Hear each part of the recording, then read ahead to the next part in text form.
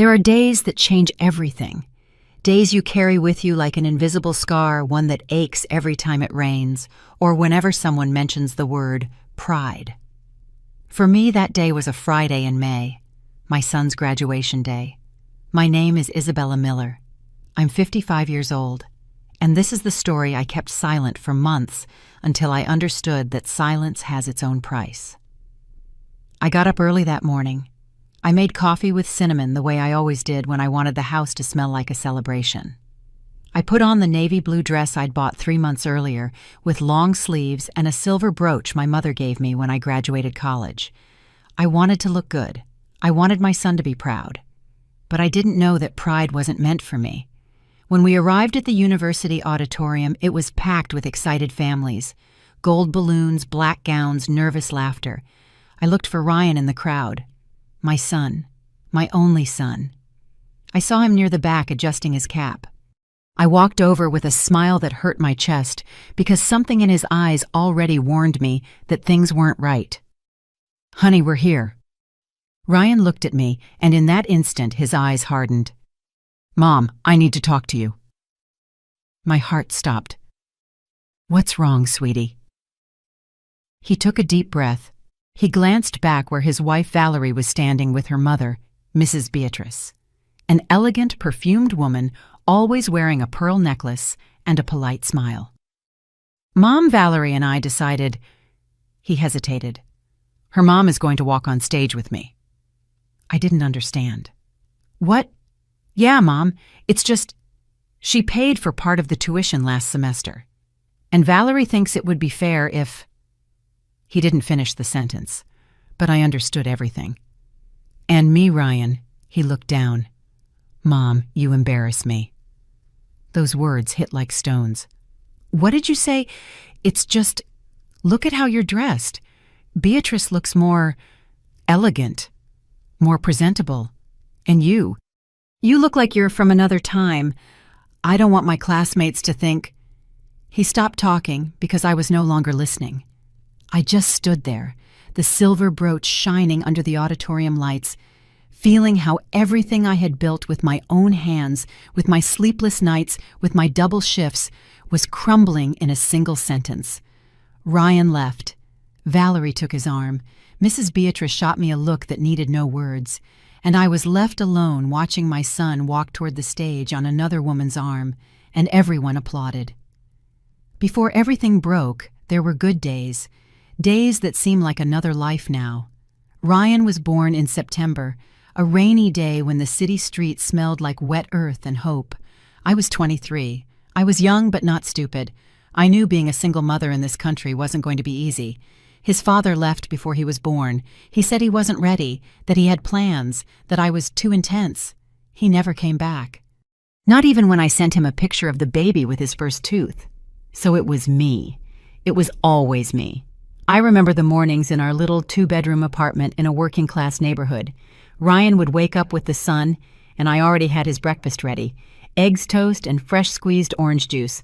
While he ate, I would iron his school uniform.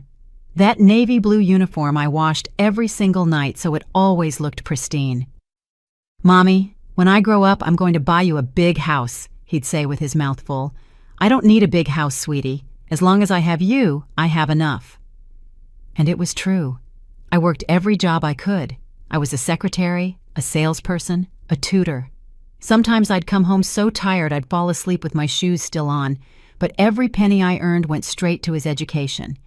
I wanted Ryan to have what I never had, opportunities. I enrolled him in a private school, not the most expensive one, but a good one. Ryan was smart. He got good grades. The teachers always told me, "Mrs. Miller, your son has a bright future," and I believed them. On Sundays, we'd go to the park. We'd buy corn cobs with chili and lime. We'd sit on a bench under the trees, and he'd tell me his dreams. He wanted to be an engineer, have a red car, travel the world. "And am I coming with you on those trips?" I'd ask. "Of course, Mommy. You're always coming with me." Those words were my fuel. When he turned 15, I gave him a used bicycle I had fixed up with my own hands. It wasn't new, but it worked. Ryan cried when he saw it. "Thank you, Mommy. You're the best mom in the world." I held on to that memory like a treasure, because back then he still saw me. He still valued me. He wasn't ashamed of me yet. When he got into college, I worked double shifts to pay his tuition. I'd get up at 5 in the morning and get home at 11 at night.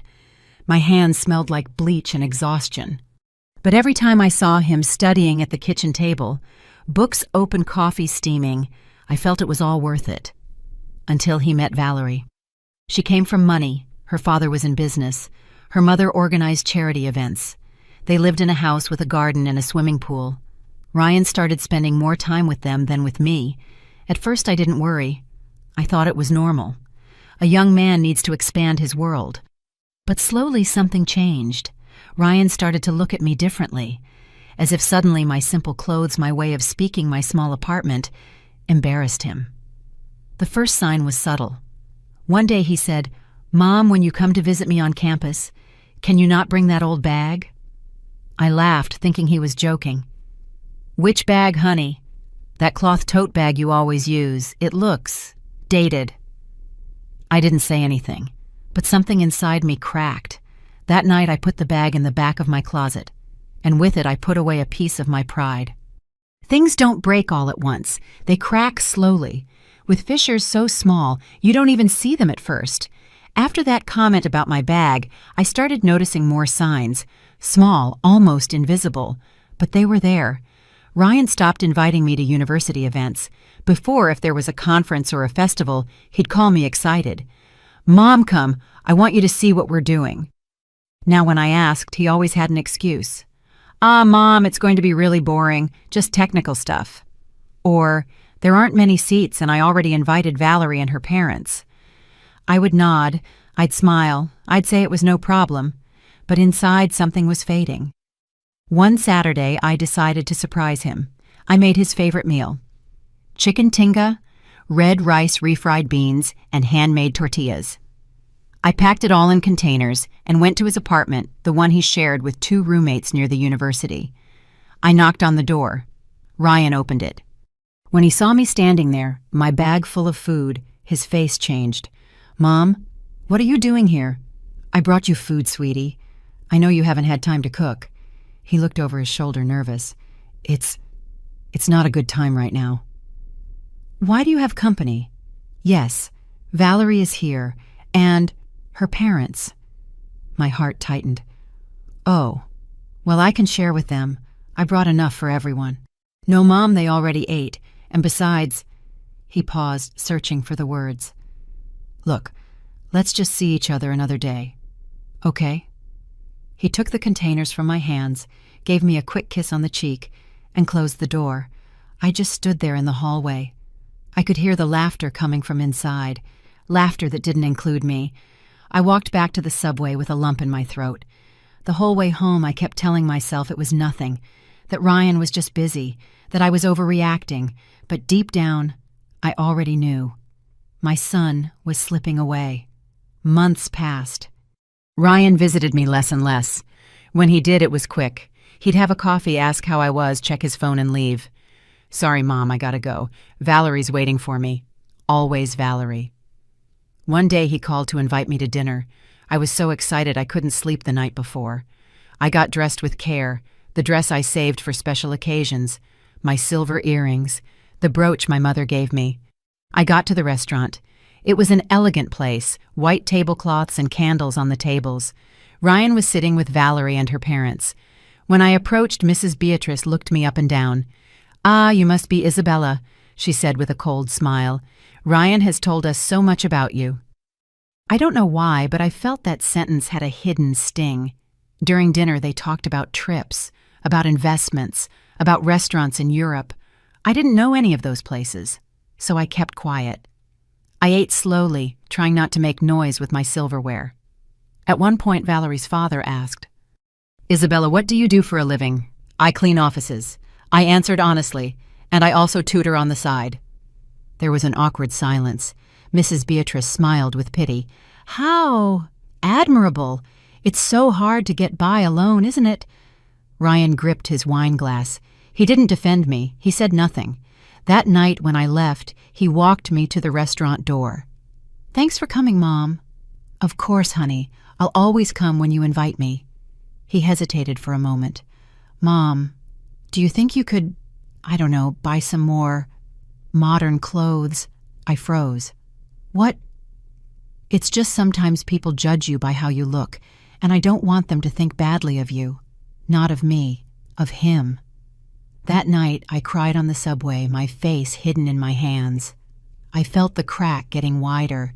Sometimes we trust the wrong people too much.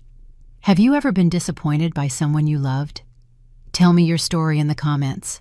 I want to read it. There's one thing you learn when you're a mother. You learn to swallow your pride, to stay quiet when you want to scream, to smile when your soul is aching, because you think that if you complain, if you demand, if you say what you feel, you'll lose the only thing you have left. And I couldn't lose my son. So I did what I had always done. I adapted. I made myself small. I became invisible. After that awkward dinner with Valerie's family, I decided I had to change. Not because I wanted to, but because I thought it would make Ryan feel proud of me again. I went to a clothing store downtown. I didn't have much money, but I saved for 2 months to buy a new dress. A modern one, as Ryan had suggested. It was wine-colored with a tighter cut. Nothing like the loose, discreet dresses I usually wore. When I tried it on in the store's mirror, I barely recognized myself. I looked different. I don't know if it was better. Just different. The saleswoman smiled. "You look very elegant, ma'am." But I didn't feel elegant. I felt like I was in a costume. I bought the dress. I also bought high heels that hurt my feet, and a purse that wasn't cloth but a shiny synthetic leather that made a noise when I moved. I thought, this is it. Now Ryan won't be ashamed. The next time we saw each other was at his graduation. Well, not exactly his graduation. That was still 3 months away. It was a pre-graduation event, an award ceremony. Ryan invited me. He gave me the date 2 weeks in advance. I was so excited I marked the day on my calendar with a red heart. That day I got ready early. I put on the new dress, the new shoes, the new purse. I put on a little makeup, which I almost never did. I even bought lipstick at the drugstore. I got to the university auditorium half an hour early. I wanted to get a good seat to see Ryan receive his award. But when I walked in, I looked for my son, and I saw him. He was sitting in the front row with Valerie, with Mrs. Beatrice, and with Mr. Arthur, Valerie's father. I walked over. I smiled. "Hi, honey." Ryan looked up. He looked at me. And in his eyes, I saw something that hurt more than any word. Disappointment. "Mom, I thought you were coming later." "Why, you told me it was at 6. "Yeah, but—" He looked at Valerie, uncomfortable. "It's just, these seats are for the graduate's immediate family, and there's no more space." "What do you mean, no space? I'm your mother." Mrs. Beatrice chimed in with that soft but sharp voice she always used. "Isabella, dear, the university only gave out 4 passes per student, and since we helped with Ryan's tuition this past year, he gave the passes to us." I felt the floor move beneath my feet. "Ryan—" He wouldn't look at me. "Mom, please, don't make a scene. You can watch the ceremony from outside. They have screens." "But I'm your mother." "I know, but they did a lot for me too." I stayed quiet. Because if I had said one more word, I would have broken down right there in front of everyone. So I nodded. I smiled, and I went to watch the ceremony from outside, standing, with other people who also couldn't get in. I watched my son receive his award on a screen. I watched him hug Valerie. I watched him pose for photos with her family. And I was outside, in my new dress, in my shoes that hurt, with my shiny purse that didn't make me feel any less invisible. That night, when I got back to my apartment, I took off the dress, the shoes, the purse. I buried them in the back of the closet, and I put on my old clothes. The clothes, Ryan said, made me look dated. I sat at the kitchen table with a cup of tea in my hands, and I wondered, at what point did I stop being enough weeks went by? Ryan barely called. I didn't call him either because I didn't want to be a burden. I didn't want to be that clingy, dramatic mother who demands attention. So I waited. I waited for him to look for me, to need me, to remember who had always been there. But the calls didn't come. Instead, an invitation arrived, a formal invitation printed on thick paper with gold letters. Ryan Miller and Valerie Smith request the honor of your presence at their graduation ceremony. I cried when I saw it. Not from sadness, from relief. I thought, he still wants me there. I still count. I didn't know that ceremony was going to change everything. As I tell this story, I wonder where you're listening from. Write the name of your city in the comments. I need to know I'm not alone in this. Secrets have weight, and when someone is hiding something from you, even if you can't see it, you can feel it. You feel it in the air, in the words they don't say, in the looks they avoid. I felt it, but I didn't want to see it. After I got the graduation invitation, I decided that day was going to be different. It was going to be perfect. Finally, Ryan would see me in the front row, clapping proud of him, and he would remember everything we had been through together. I saved every dollar I could for 2 months. I worked extra hours cleaning offices. I took on more tutoring students. My hands were red and cracked, but I didn't care. I wanted to buy my son a special gift. I went to a jewelry store downtown. I had seen a steel watch, elegant but not flashy, with gold hands. The kind of watch a newly graduated engineer would wear to his first job. It cost $320. It was almost everything I had saved. But I bought it. I had it engraved on the back. To Ryan with all my pride, Mom. When I went to pick it up, I held it in my hands like a treasure. I imagined his face when he saw it. I imagined his hug. I imagined him saying, "Thanks, Mom. I knew I could always count on you." But 2 weeks before graduation, something changed. I went to visit Ryan without calling first. I know. I should have called. But I wanted to surprise him. I wanted to bring him tamales I'd bought at the market, the ones he loved since he was a kid. I knocked on his apartment door. I heard voices inside, laughter, low music. Ryan opened it. When he saw me, his face tensed up. "Mom, what are you doing here?" "I brought you tamales, sweetie. Can I come in?" He hesitated. He looked back. "It's just... I'm busy right now. Just for a minute, honey. I want to say hi." He sighed. He opened the door just enough for me to squeeze in. Inside were Valerie, Mrs. Beatrice, and 2 other people I didn't know. They were looking at papers spread all over the table. Lists, numbers, names. "Hello?" I said timidly. Mrs. Beatrice looked up. "Oh, Isabella, what a surprise." It did not sound like a pleasant surprise. Valerie quickly gathered some of the papers from the table, as if she didn't want me to see them. "We were just organizing the graduation details," she said with a forced smile. "Oh, that's nice," I replied. "Do you need any help?" An uncomfortable silence. "No, Mom," Ryan said. "It's all under control." "Well, if you need anything, I can—" "Mom, really, it's all set, thanks." I just stood there, feeling the air get heavier. I left the tamales on the kitchen counter. "I left them there in case you want to eat later." "Thanks, Mom. I'll call you later. Okay?" He walked me to the door, gave me a quick kiss on the cheek, and closed it. But just before the door shut completely, I heard Mrs. Beatrice's voice. "Have you told her yet?" And Ryan's voice low and nervous. "Not yet. I'm going to do it on graduation day." I didn't hear any more, but those words stuck in me like splinters.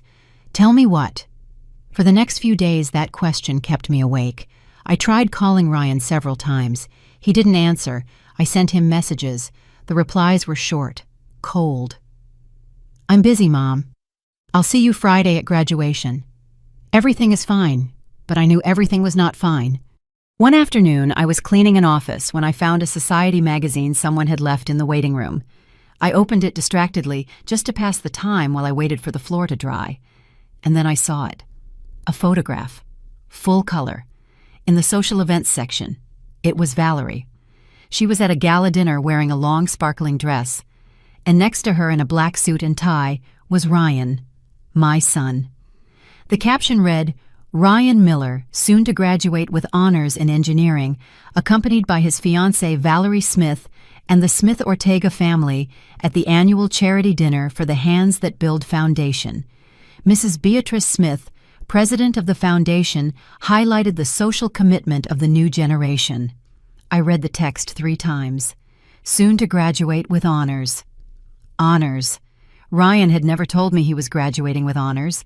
He had never told me about that dinner. He had never invited me. But that's not what hurt the most. It was the sentence at the end. The Smith-Ortega family has been a fundamental pillar in the young Mr. Miller's academic formation, covering a significant part of his education in recent years. I felt like I'd been punched in the stomach. I kept the magazine. I finished my shift in silence. I got to my apartment. I sat at the kitchen table, that magazine open in front of me, staring at the picture of my son. My son, whom I had raised alone, whom I had fed, clothed, and educated with the sweat of my brow. And now in a magazine in print for the whole world to read, it said that another family had been his pillar. Not me. Them. I didn't sleep that night. I stayed awake replaying everything. The signs, the silences, the uncomfortable looks, the words I'd overheard. Have you told her yet? Not yet. I'm going to do it on graduation day. What was it he hadn't told me? Graduation day arrived faster than I expected. I got up early. I showered. I put on the navy blue dress, the one I'd bought 3 months before. I put on my mother's silver brooch. I did my hair carefully. And I put the watch in my purse, the watch I had engraved with so much love. When I got to the university auditorium, the place was full of excited families. I looked for Ryan in the crowd. I saw him at the back adjusting his cap, nervous. I approached with a smile. "Honey, we're here." Ryan looked at me, and in that instant, I knew something terrible was about to happen. "Mom, I need to talk to you." My heart stopped. "What's wrong, sweetie?" He took a deep breath. He looked back where Valerie and Mrs. Beatrice were. "Mom, Valerie and I decided her mom is going to walk on stage with me." The words fell like stones. "What?" "Yeah, Mom, it's just... She paid for part of the tuition last semester, and Valerie thinks it would be fair if... And me, Ryan." He looked down. "Mom, you embarrass me." The world stopped. "What did you say?"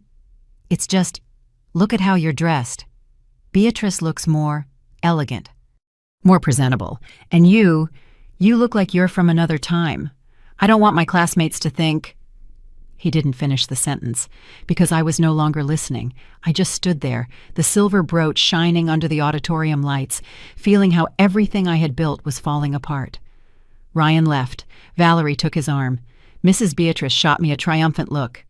And I was left alone watching my son walk toward the stage on another woman's arm. And everyone applauded. There are moments in life when time stops, when everything goes silent, even if hundreds of people are talking around you. That was one of those moments. I stood there in the middle of the auditorium aisle, my purse hanging from my arm, feeling the weight of the watch I had bought for my son. The watch engraved with words that no longer made sense. To Ryan, with all my pride. Mom. Pride in what? In a son who was ashamed of me. I watched Ryan walk toward the graduates section on the arm of Mrs. Beatrice. She was wearing a pearl-colored suit, real pearls, high heels. She walked with her head held high like she owned the place. And Ryan? Ryan looked at her with something I hadn't seen in his eyes when he looked at me in a long, long time. Admiration. Valerie walked behind them, smiling, taking pictures with her phone. Pictures that would surely end up on social media with captions like, "So proud of my husband and his great achievement. Thank you, Mom, for being part of this dream." But I wasn't in those pictures. I wasn't part of that dream. An older woman sitting near where I stood, frozen, touched my arm. "Are you all right, ma'am?" I blinked. I didn't know if I was all right. I didn't know if I could move. Yes, thank you." "Are you family for one of the graduates?" I swallowed. I'm Ryan Miller's mother." The woman smiled. "Oh, how exciting. You must be so proud." I didn't answer, because I didn't know if I was. I sat in one of the chairs at the very back. Far from the stage, far from the front row where I was supposed to be. The ceremony began. There were speeches, nice words about effort, dedication, the future. The head of the department spoke about the generation's achievements. He mentioned names, he mentioned projects, and then he said something that made my heart stop. This year, we are proud to have 3 students graduating with honors. Young people who not only excelled academically, but also showed social commitment and leadership. One of them is Ryan Miller. People clapped. I clapped too, but my hands were shaking. Honors. Ryan had never told me. The director continued. Ryan not only maintained an outstanding average throughout his studies, but he also participated in social impact projects, collaborating with the Hands That Build Foundation, led by the distinguished Mrs. Beatrice Smith, who joins us today. Thanks to her support, Ryan was able to complete his education and graduates today as one of the best in his class. More applause. I looked ahead. Mrs. Beatrice stood up from her seat, smiled and waved, as if she was the one who had done all the work, as if she were the mother. And Ryan looked at her, and he smiled at her. I felt something break inside me, something that could never be fixed, because in that moment I understood the whole truth. It wasn't just that Ryan was ashamed of me. It was that he had built a new story, a story where I didn't exist, a story where Mrs. Beatrice took my place, where my sacrifice, my sleepless nights, my cracked hands, none of it mattered, because I wasn't elegant, because I didn't have money, because I couldn't give him the status he wanted. And then in the middle of all that pain, I remembered something. A conversation I'd had with Ryan when he was 12. We had gone to a park. We sat on a bench. He was eating a vanilla ice cream cone. I watched him, just happy I could afford that ice cream with the money I'd earned cleaning houses. Mommy, he'd said, when I grow up, I'm going to be really important. I'm going to have a lot of money, and I'm going to buy you a big house with a garden. I don't need a big house, sweetie, I answered. As long as I have you, I have enough. But I want people to see you and say, that lady has a successful son. I already have a successful son. You. He smiled. He hugged me. I love you, Mommy. I love you too, sweetie. Always. When did those words stop being true? The ceremony continued. They called the graduates in alphabetical order. I watched them one by one walk on stage, get their diploma pose for the photo. And when it was Ryan's turn, the dean called his full name. Ryan Miller. People clapped. Ryan walked onto the stage, but he didn't walk alone. At his side, smiling, walked Mrs. Beatrice, like she was his mother, like I didn't exist. He received his diploma. He posed for the photo. The official photographer took several pictures. Ryan alone. Ryan with the dean, Ryan with Mrs. Beatrice, Ryan with his new mother. From my seat in the back, I took out my phone. I took a blurry, distant photo of my son on the stage. That was the only picture I had of his graduation. When Ryan came down from the stage, he looked for Valerie. He hugged her. He hugged Mr. Arthur. He hugged Mrs. Beatrice. He didn't look for me, and I was still sitting there, invisible. But then something changed. The dean returned to the microphone. He cleared his throat. He smiled. Before we conclude this ceremony, I want to make a special recognition. Every year, this university presents the Pillar of Education Award to a person who, through their effort, dedication, and sacrifice, has contributed significantly to the formation of our students. This year, that recognition goes to someone very special. My heart was beating slowly. I didn't understand what was happening. The dean continued. This person worked tirelessly for over 20 years to ensure her son could study. She cleaned offices, she tutored, she sacrificed her own well-being so he could have opportunities. And today we want to honor that unconditional love. Please, let's have a round of applause for Mrs. Isabella Miller.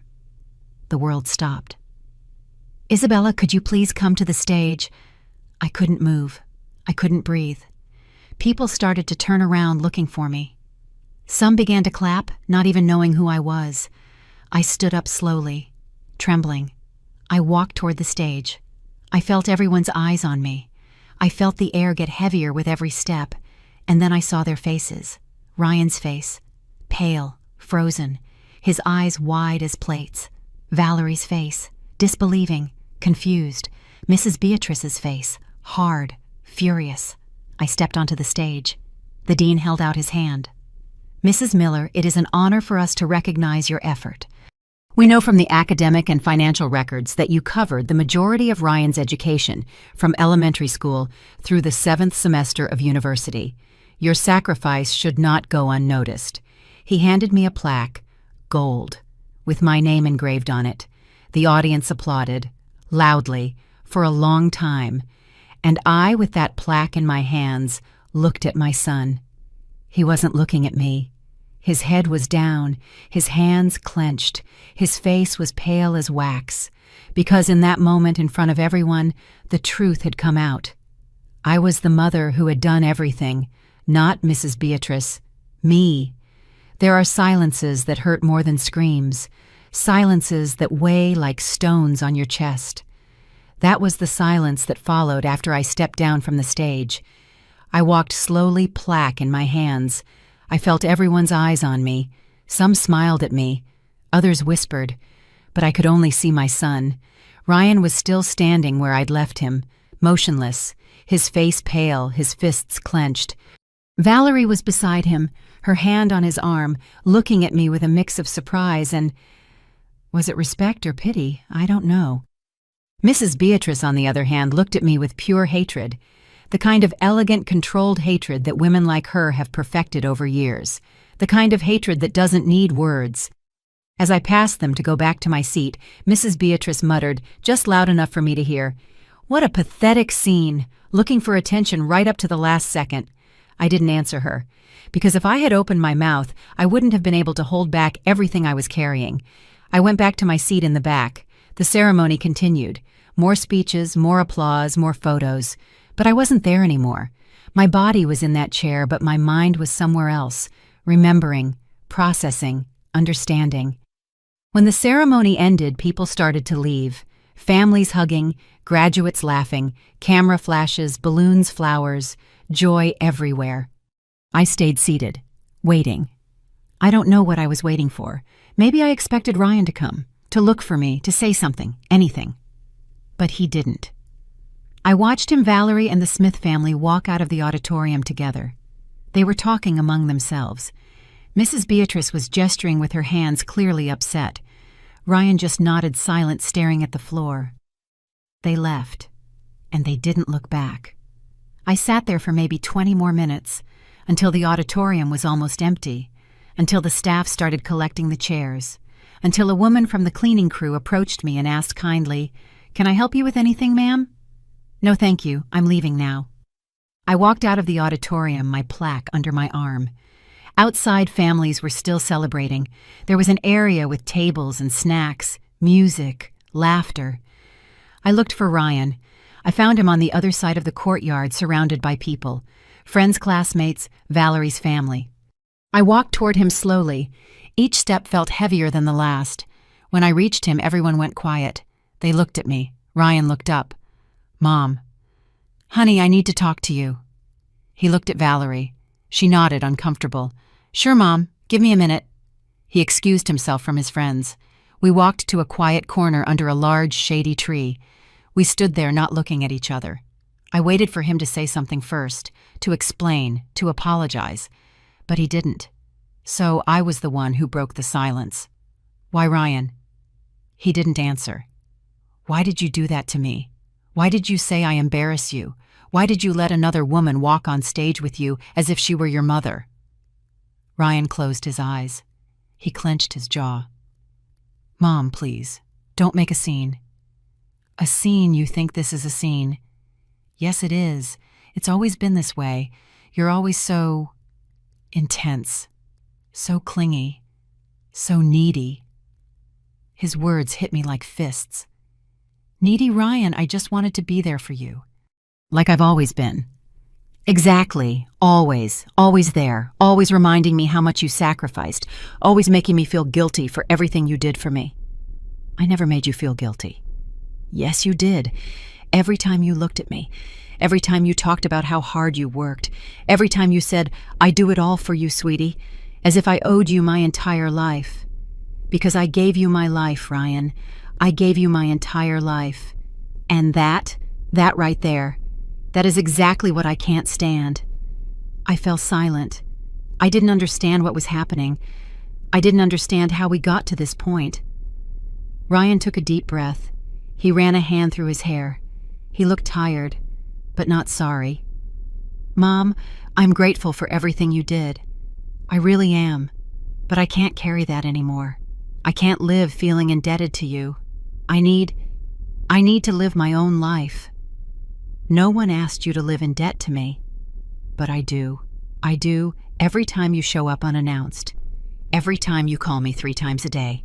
Every time you look at me with those sad eyes as if I'm the only reason you exist. Because you are Ryan. You have been my reason for existing since you were born. And that is the problem, Mom. I don't want to be anyone's reason for existing. It's too much pressure." I felt the tears starting to come, but I held them back. Not yet. "And Mrs. Beatrice, she doesn't pressure you. She's different. Different how she treats me like an adult, like someone with potential, not like a child who needs his food cut for him. I never treated you like a child. Yes, you did, and you still do. To this day, you talk to me like I'm 10. My love, my sky, my life, all the time, in front of my friends, in front of Valerie. It's embarrassing." That word, again. "You know what's embarrassing, Ryan?" My voice started to break. "That I worked for 20 years, day and night, so you could study. That I broke my back, cleaning offices to pay your tuition. That I skipped meals so you could have school supplies, and now on your graduation day you tell me I embarrass you." "Mom, no, let me finish. You know what else is embarrassing? That you let another woman, a woman who paid for 1 semester, just one, take my place. That you allowed the world to believe that she was your pillar. When I was the one who was there from day one. She helped me when you couldn't anymore, Mom. When I couldn't. What are you talking about? You didn't have the money for the last year. You know you didn't. I needed to pay the tuition and you had no way. Valerie's family offered to help and I accepted. What did you want me to do? I wanted you to ask me for help first. I wanted you to trust me. I always found a way, Ryan. Always. But I didn't want you to keep sacrificing for me. It was enough. That wasn't your decision to make. Yes, it was, because it's my life and I decided to accept their help. And yes, maybe I owe them something now, but I'd rather owe them than keep feeling guilty with you." I was silent. I had no words, because everything I had believed, everything I had built, everything my life had meant, had just fallen apart. Ryan looked at his watch. "Mom, I have to go. We're going to dinner with Valerie's family. We have reservations." "And me," he hesitated. "Mom, you're not invited." Those words were the final blow. "I understand. Don't be angry, please. It's a family dinner. Their family. I'm your family too, Ryan." "I know, but not today, Mom. Today. I need to be with them." He stepped closer. He gave me a kiss on the cheek. Quick, cold. "I'll call you tomorrow, okay?" And he left. I watched him walk away. I watched him rejoin Valerie. I watched him get into an elegant car, the kind I could never afford. I watched him leave, and I stayed there, alone, under that tree, with my gold plaque under my arm, and a watch in my purse that I never gave him. I took out the watch. I looked at it. I read the engraving. "To Ryan with all my pride, Mom." And in that moment, something inside me shattered. But it wasn't a loud break. It was quiet, deep, final, because I understood something I had been denying for months. My son didn't need me anymore. And worse, my son didn't want me around. I put the watch back in my purse. I wiped my tears with the back of my hand. And I walked toward the campus exit. Alone, as always. But this time something was different. This time I wasn't going to beg for love. I still wonder if I did the right thing by staying quiet that day. What about you? What would you have done in my place? Let me know in the comments. I need to know I'm not crazy for feeling what I feel.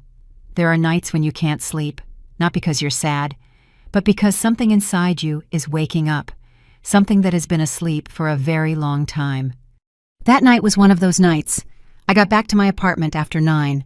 The place was dark, silent, cold, as always. But this time the silence didn't scare me. It didn't make me feel alone. It made me feel free. I left the plaque on the kitchen table. I took the watch out of my purse. I placed it next to the plaque, and I stared at them for a long time. 2 objects, 2 symbols. One represented what I had given, the other what was never received. I sat in the kitchen chair, the same chair where I had drunk thousands of cups of tea, the same chair where I had cried in silence so many times, the same chair where I had planned every sacrifice, every surrender, every effort. And then something changed.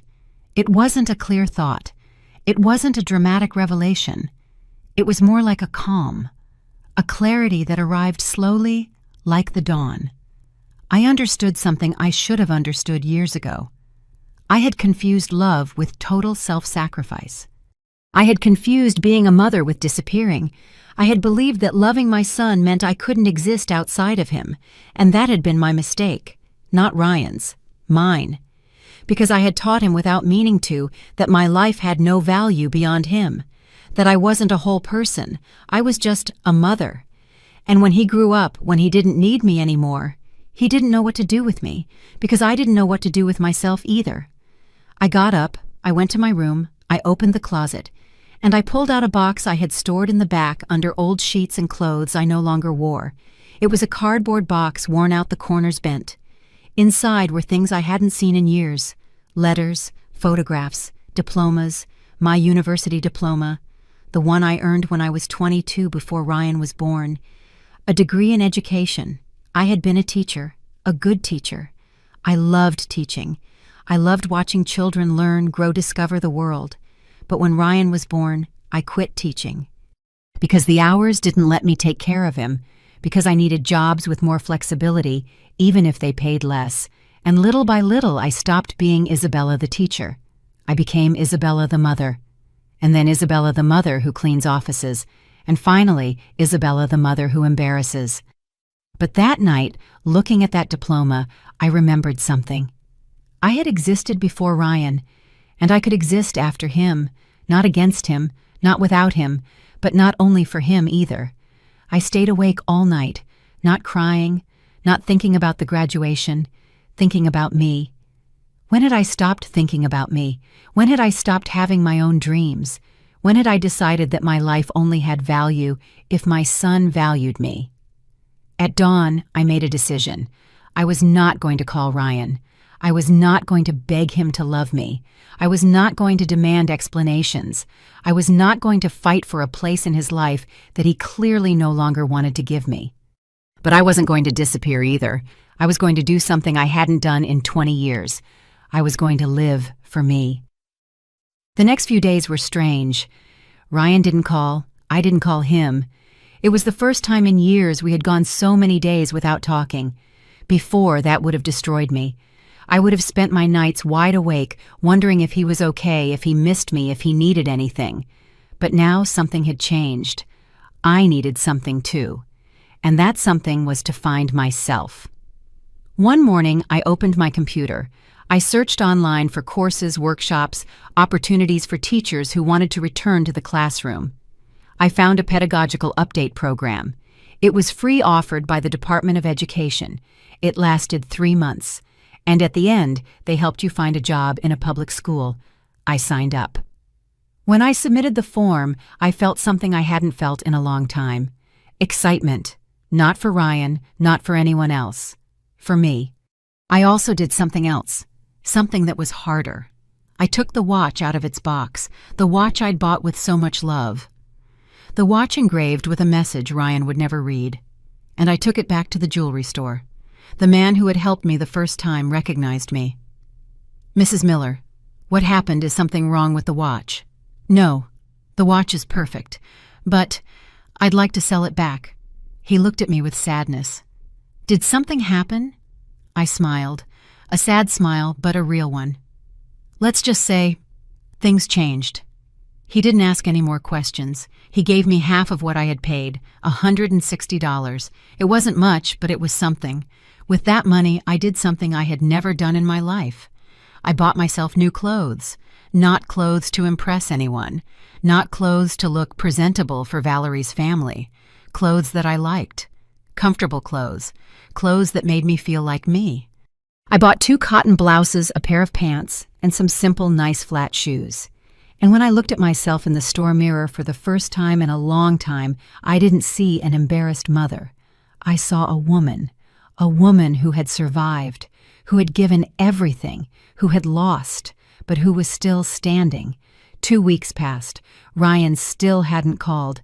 I still hadn't reached out. But then one afternoon, I got a message from him. "Mom, I need to talk to you. Can we meet?" My first instinct was to say yes. Of course, whenever he wanted. But I stopped myself. I took a deep breath, and I wrote, "I'm busy this week. How about next Saturday?" I sent it, and I waited. Ryan replied almost immediately. "Busy with what?" I smiled. Because that question said it all. To him, it was inconceivable that I could be busy with anything other than him. I wrote, "I'm taking a course. I'll tell you about it later." He didn't reply again, and I didn't feel guilty. Saturday arrived. We agreed to meet at a cafe near my house. I arrived 10 minutes late, not because I wanted to make him wait, but because I was finishing homework for my course.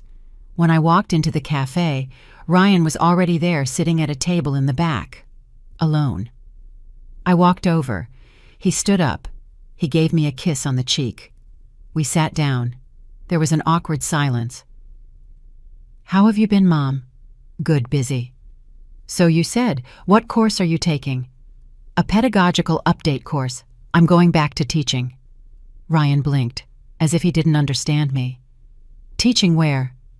"At an elementary school. I don't know which one yet, but I'm in the process." "And your job?" "I'm going to quit. I don't want to clean offices anymore. I want to go back to doing what I loved." He looked at me as if he was seeing me for the first time. "I didn't know you wanted that." "I didn't either, until recently." Another silence. "Mom, I wanted to apologize." I looked at him. I waited. "What I said to you on graduation day. It was wrong. I was cruel, and I'm sorry. Are you sorry because it was cruel, or are you sorry because you realized it was unfair?" Ryan looked down. "Both." "And what changed, Ryan? Why are you apologizing now?" He took a deep breath. Because Valerie made me see things differently." "Valerie?" "Yes. After graduation, we had a huge fight. She told me that what I did was horrible, that how could I leave you there alone after everything you did for me? She told me she saw me differently now, that she didn't like the person I was becoming." I stayed quiet, processing. "And also, Mrs. Beatrice and I had a problem." "What kind of problem?" "She expected me to start working on one of her projects right after graduation, practically for free.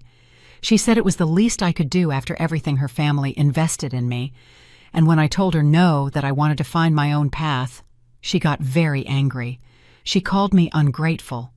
Said that after everything they did for me, this is how I repay them." I stared at him. "And that's when you understood." He nodded. His eyes were wet. "That's when I understood. That you never asked me for anything in return. You never expected me to pay you back. You never put conditions on me. You just loved me. And I treated that love like it was a burden." I felt something inside me soften, but not completely. The pain was still there. "Ryan, I accept your apology, but I need you to understand something." "What?" "I can't keep living my life waiting for you to value me. I can't keep being that mother who is always available, always waiting, always sacrificing, because that's not healthy. Not for me, and not for you. I know, Mom. I love you. I will always love you. But I need to live my own life. I need to be Isabella, not just your mom. He nodded. Tears were running down his face now. I understand. And I need you to respect that. I will, I promise. And don't promise me, Ryan. Just show me. We sat there in silence. A different silence. Less heavy. Ryan wiped his tears. Can we try again, Mom? Start over? But differently. We can try. But slowly. Slowly, he repeated. I paid for my coffee. I stood up. I have to go. I have class in an hour. Can I call you this week? You can. But if I don't answer, don't worry. I'm not living by the phone anymore. He smiled. A sad smile, but he understood. I love you, Mom. I love you too, son. I walked out of the cafe. I walked down the street feeling the sun on my face, and for the first time in a long time, I didn't feel empty. I didn't feel less than because my son hadn't chosen me that day. I felt complete because I had chosen me, and I understood something that changed everything. Justice doesn't always come as revenge. Sometimes it comes as freedom, as letting go, as living, as understanding that true love doesn't require you to destroy yourself to prove it. I had done my part. I had loved. I had given. I had sacrificed. And now it was time for someone else to love me. Myself. Life has a strange way of balancing things. It's not always fast. It's not always obvious. But it always arrives. I didn't seek revenge. I didn't need it. Because I had understood something fundamental. True justice isn't about making the other person suffer. It's about living so well that their opinion of you stops mattering. And that's exactly what I did. 6 months passed after that coffee with Ryan. 6 months in which my life changed in ways I never imagined. I finished the teaching program. I was at the top of my class. Not because I was smarter than the others, but because I had something they didn't. Hunger. Hunger to be me again. Hunger to prove to myself that I still could. I was offered a position at a public elementary school downtown. It wasn't a luxury school. It wasn't private like the one Ryan went to, but it was a good school, with good kids, and with a principal who valued his teachers. My first day as a teacher after 20 years, I cried. I cried when I saw my name on the classroom door. Ms. Isabella Miller, 3rd grade. I cried when the children came in with their big backpacks and curious faces. I cried when a little girl with huge eyes asked me, "Are you our teacher?" "Yes, sweetie, I'm your teacher." "And are you going to love us?" I smiled. "With all my heart. I'm going to love you very much." And I did, because now I knew how to love without disappearing, how to give without emptying myself, how to be important in someone's life without ceasing to be important in my own. My salary as a teacher was better than what I earned cleaning offices, not by much, but it was enough to live with dignity, enough to save a little, enough for the first time in years to buy myself something without feeling guilty. I bought a plant, a small green resilient succulent. I put it in my living room window, and every morning when I watered it, it reminded me of myself. I can also bloom, even after the drought. Ryan and I kept in touch, but it wasn't like before. He didn't call 3 times a day. He didn't expect me to drop everything for him, and I no longer expected to be the center of his life. We saw each other once a month, sometimes at a cafe, sometimes at a park. We talked, like 2 people getting to know each other again, like 2 people learning to love each other without getting hurt. He told me about his job. He had found a position at an engineering firm, not thanks to Mrs. Beatrice, thanks to his own effort. "I'm doing well, Mom," he told me one day. "I'm not making a lot yet, but I like what I do." "I'm happy for you, son. And Valerie and I are good. Better than before." "Why better?" He smiled, a little embarrassed. "Because she made me see a lot of things. She made me realize I was acting like a spoiled brat, like someone who only thought about himself. Valerie is a good woman. She is. And she told me something that really stuck with me." "What did she say?" "She said, if you treat your mother like that, how are you going to treat me when things get tough?" I stayed quiet, because those words were wiser than I expected from a 25-year-old. "She's right," I said finally. "I know, and that's why That's why I'm trying to be better, not just with you, with myself." I looked at him, and I saw something different in his eyes, something I hadn't seen in a long time. Humility. "I'm proud of you, Ryan, not for your degree, not for your job, for this, for trying to be better." He smiled, and for the first time in months that smile was genuine. But while my relationship with Ryan was slowly healing, something else was happening, something I didn't look for, something that just happened. Mrs. Beatrice was paying the price for her arrogance. I found out from Ryan. One afternoon during one of our talks, he told me with a mix of discomfort and relief, "Mom, I have to tell you something about Mrs. Beatrice." "What happened?" "Well, it turns out her foundation is in trouble, serious trouble." "What kind of trouble?" "Legal, tax problems. Apparently there were irregularities in how she handled donations. I'm not sure of all the details, but there's an investigation open, and her reputation is on the floor." I stayed quiet. I didn't feel joy, but I didn't feel pity either. "And how is she?" "Well, not good. Valerie says her mom is extremely stressed. She's lost friends. A lot of the people who used to flatter her now turn their backs on her." "And how do you feel about that?" Ryan sighed. "Honestly, Mom, I feel relieved. Because now I understand that she didn't help me out of generosity. She helped me because she wanted control. She wanted me to owe her. She wanted me to be her project, her success story to show off at her events. And when you didn't do what she expected, she got angry. She felt betrayed, as if I had stolen something from her. Love isn't something you pay for, Ryan, and it's not something you charge for. I know, Mom, I know that now." Weeks passed, and stories about Mrs. Beatrice started coming from different places. A fellow teacher who knew someone who had worked with the foundation told me, "Did you hear about Mrs. Smith? The one with that famous foundation? Turns out she was using donation money to pay for her trips, her dinners, her personal expenses, all disguised as administrative costs.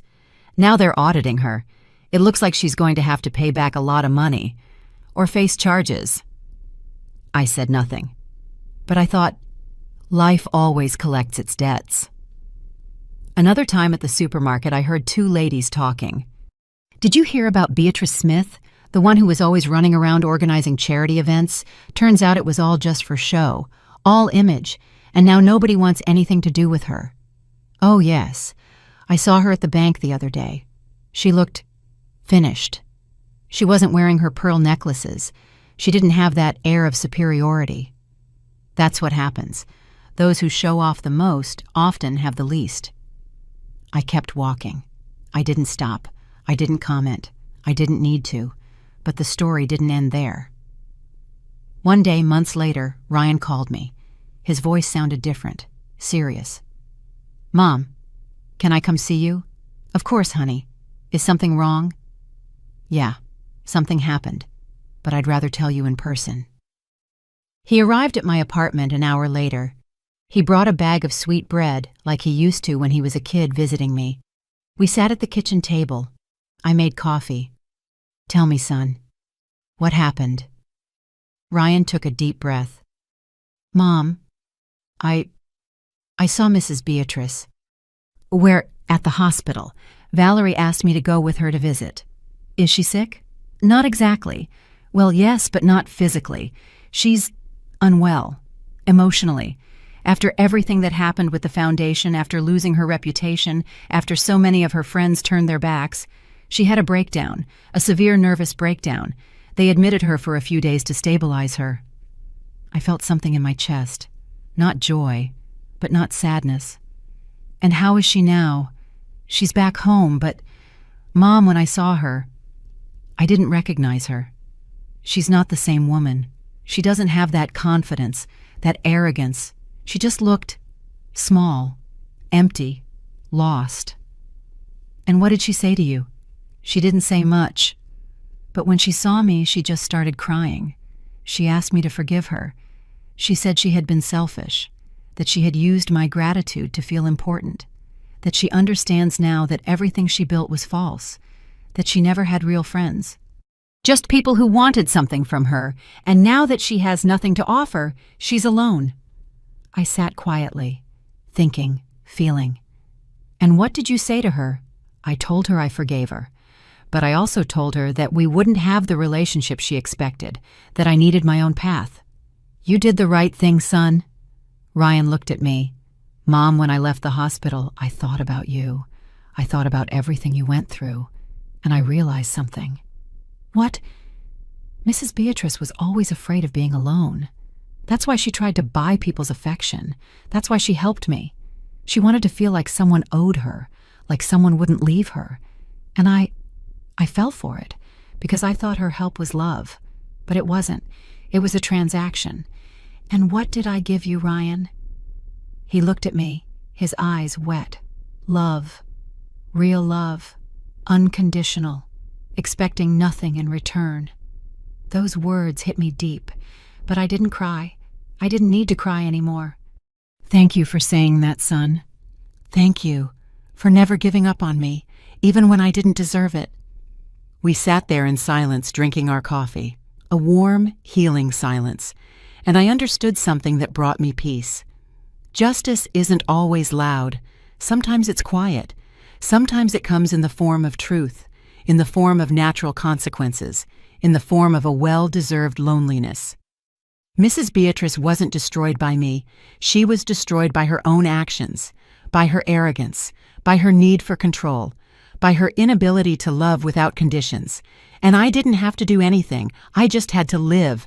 I had to let go. I had to choose myself. And life did the rest.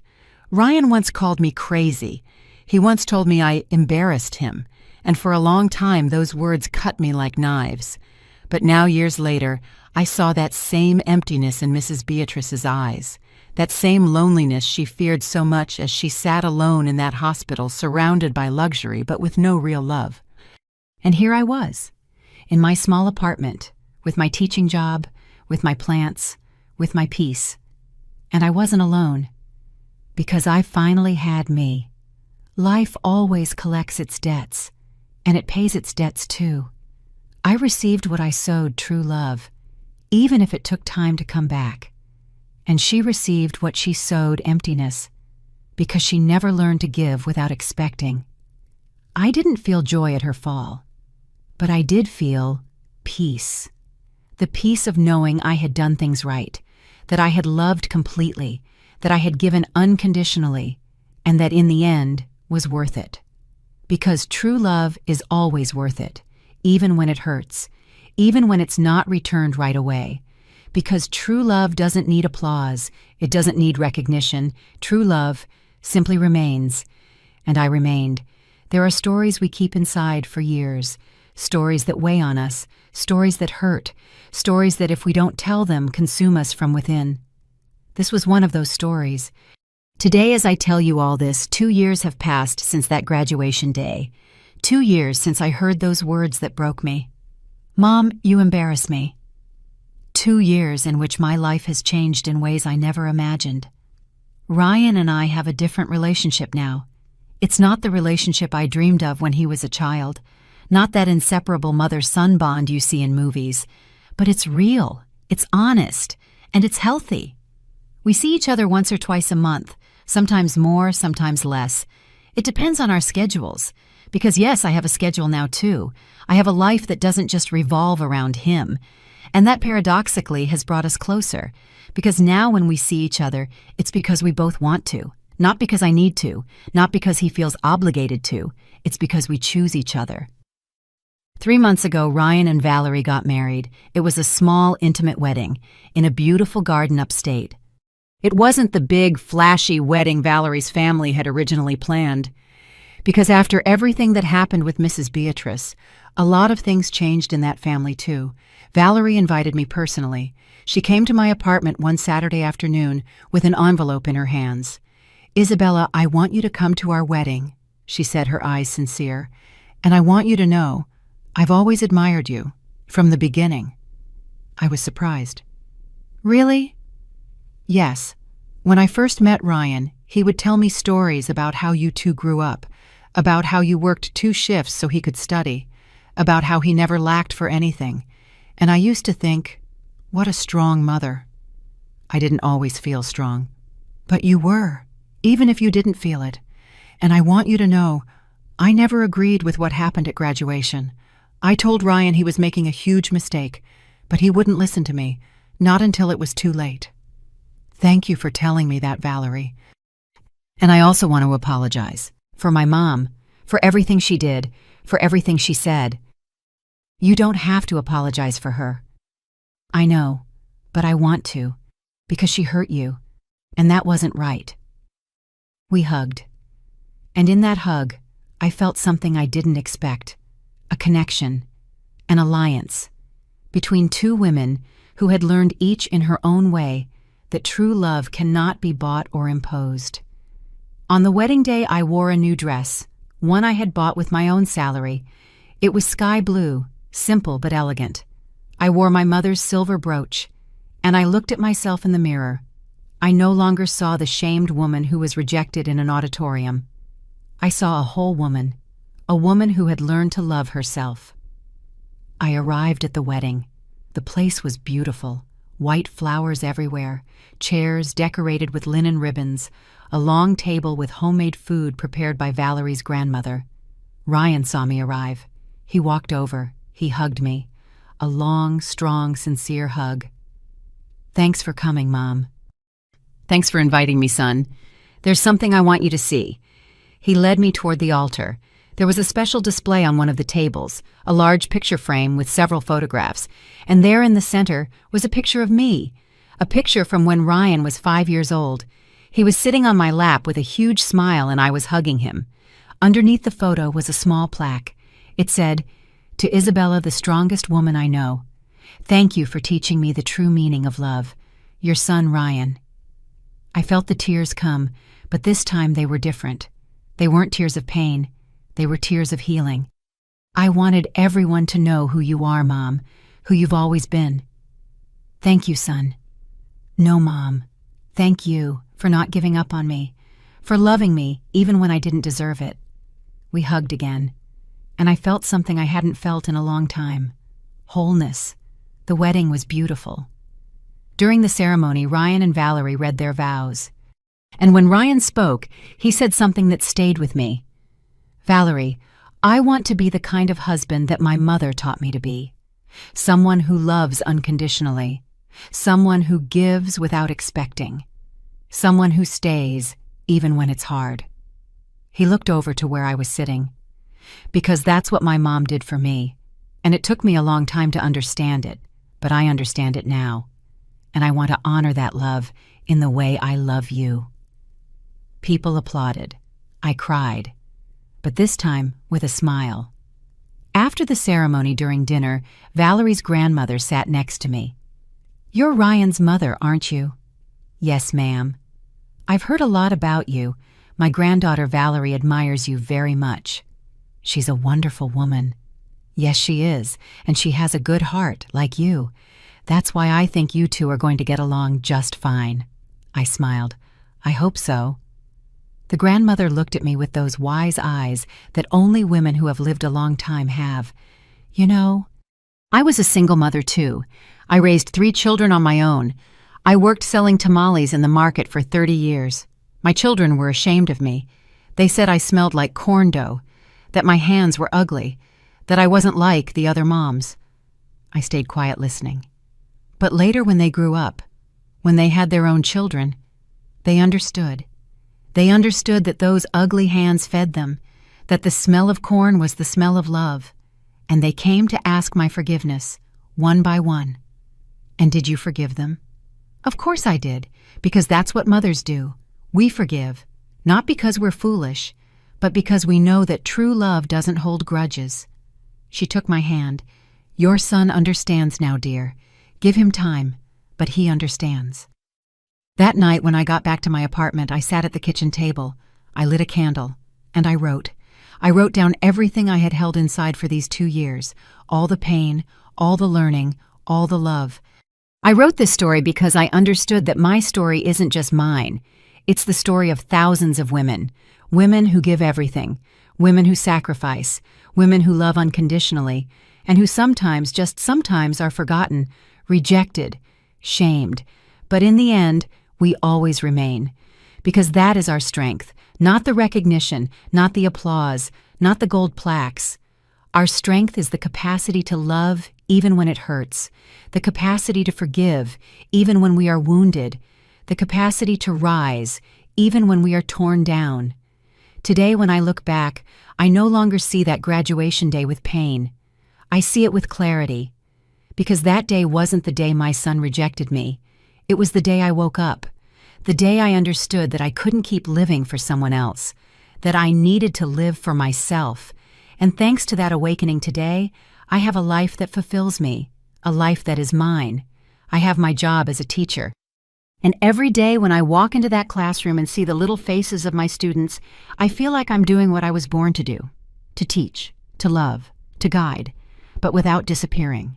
I have my plants, my small but cozy apartment, my friends, the other teachers who have become my chosen family. I have my peace, and yes, I also have my son. But in a different way, a healthier way, a way where we can both exist as whole people. Not as two halves desperately needing each other to survive, but as two human beings who choose each other, respect each other, and love each other. Mrs. Beatrice eventually recovered from her breakdown, but her life changed forever. She lost her foundation.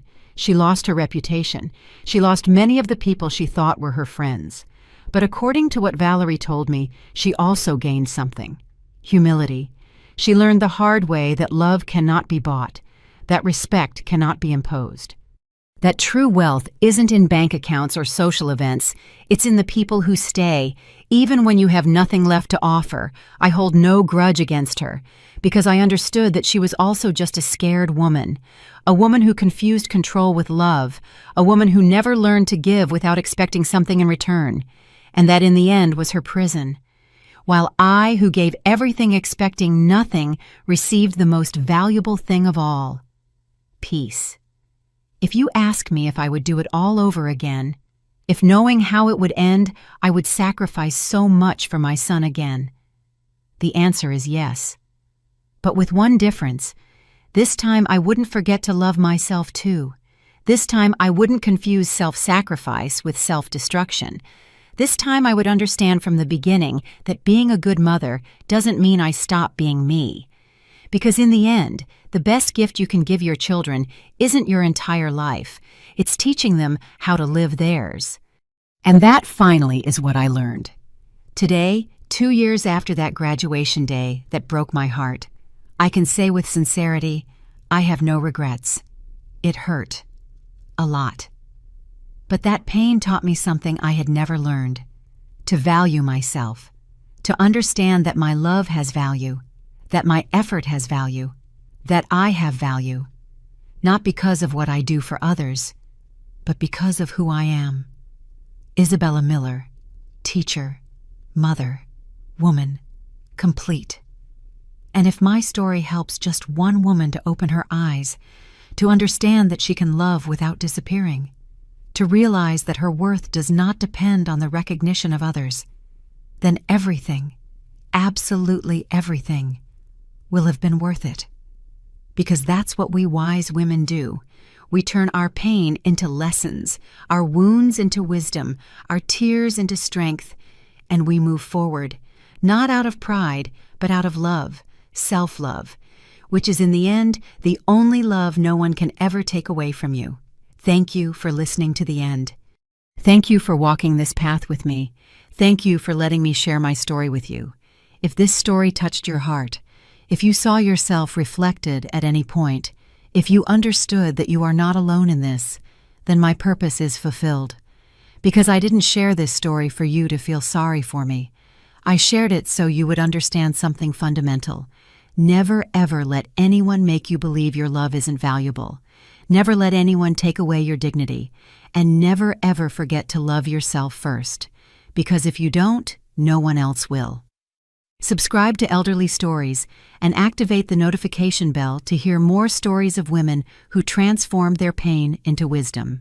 Every day, a new woman, a new life lesson. Share this story with someone you love. Sometimes a story like this can change someone's whole day.